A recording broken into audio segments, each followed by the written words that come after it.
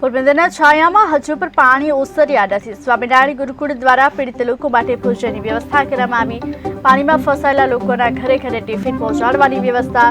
6000થી વધુ લોકો હજુ પાણીમાં ગરકાવ છે। ઘર વખરી સહિત તમામ સામાન પાણીમાં ગરકાવ છે। પીડિતો ભૂખ્યા ન રહે તે માટે ગુરુકુળ દ્વારા ભોજનનું આયોજન કરવામાં આવ્યું છે।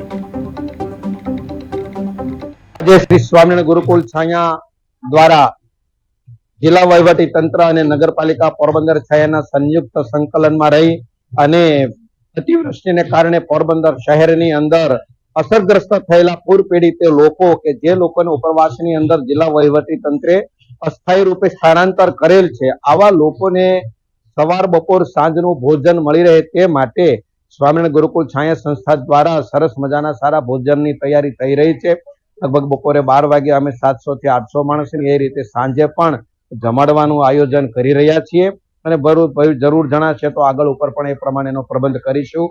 સમાજની સ્વામિનારાયણ ગુરુકુળ છાયા સંસ્થા એક પોતાની જવાબદારી માને છે કે આ પ્રકારના આપત્તિના સમયે આપણે પણ સમાજની સાથે ખભે ખભો મિલાવીને ઊભું રહેવું જોઈએ।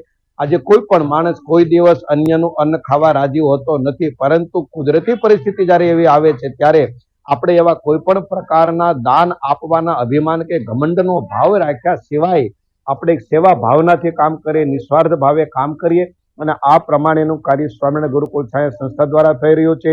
પેટ્રન ટ્રસ્ટી મેમ્બર અમારા લંડનના શ્રી દીપકભાઈ જટાણિયા છે, પદુભાઈ રાયચુરા છે કે પછી હર્ષુભાઈ બુદ્ધદેવ છે કે બીજા બધા ટ્રસ્ટીઓ છે, એનો પણ આવો જ ભાવ છે। ઉપરાંત ગુરુ શાસ્ત્રી સ્વામી પ્રકાશદાસજી સ્વામી છે, એની પણ એવી આજ્ઞા છે કે આપણે એક પવિત્ર ફરજ માની અને આપણે કામ કરવું જોઈએ। એટલે સ્વામિનારાયણ ગુરુકુળ શૈક્ષણિક સંકુલની અંદર આજે પણ 2 થી 2.5 ફૂટ 3 ફૂટ પાણી ભરાયેલું છે। શૈક્ષણિક કાર્ય બધું ઠપ હોવા છતાં પણ એ આપણી વસ્તુ છે, આપણી પરાધીનતા છે કે આપણી પ્રતિકૂળતા કે મુશ્કેલીને ગણ્યા સિવાય જે લોકો આપણી કરતા પણ વધુ આપત્તિ વિપત્તિમાં આવ્યા છે એને મદદ કરવી એ આપણી ફરજ બને છે એમ માની અને સ્વામિનારાયણ ગુરુકુળ છાયા સંસ્થા દ્વારા સરસ મજાના સારા ભોજનની